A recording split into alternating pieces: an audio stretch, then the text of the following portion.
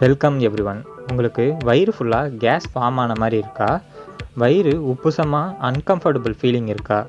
இந்த ஒரு நிமிஷம் வீடியோவை கடைசி வரைக்கும் பார்த்தீங்கன்னா உங்கள் ப்ராப்ளம் ரிலீஃப் பண்ணுறது எப்படின்னு தெரிஞ்சிடும். நம்ம வயிற்று பகுதியில் ஹெவினஸ் வர்றதுக்கு காரணம் நம்ம குடல் பகுதியில் கேஸ் ஸ்டக் ஆகிறது தான். இதை ரிலீஃப் பண்ண ஒரு 6 வழிகள் இருக்குது. முதல்ல சீரக தண்ணீர். ஒரு கிளாஸ் தண்ணியில் 1 ஸ்பூன் சீரகம் போட்டு கொதிக்க வச்சு குடிக்கும்போது உங்கள் வயிற்று பகுதியில் இருக்க டிஸ்டர்பன்ஸ் காணாமல் போயிடும். ரெண்டாவது, ரைட் சைடில் படுத்துட்டு 5 டைம்ஸ் ஆழமாக மூச்சு எடுத்து விடுங்க. இந்த பொசிஷனில் படுக்கும்போது உங்கள் குடல் பகுதிகள் எல்லாம் நல்லா மூவ் ஆகும். அப்படி மூவ் ஆகும்போது கேஸ் ரிலீஸ் ஆகிறதுக்கு சான்ஸ் அதிகமாக இருக்குது. மூணாவது, ஒரு கிளாஸ் சுடு தண்ணி குடிக்கணும். இந்த ஒரு கிளாஸை ஃபுல்லாக குடிக்காமல் சிப் பண்ணி ஒரு 10 நிமிஷம் வரைக்கும் குடித்தா உங்கள் டைஜஷன் ரீஸ்டார்ட் ஆகிரும். நாலாவது, 2 மினிட்ஸ் வாக்கிங். நம்ம உட்கார்ந்து இருக்கும்போது குடல் பகுதிகளில் மூமெண்ட் குறைவாக இருக்கும்.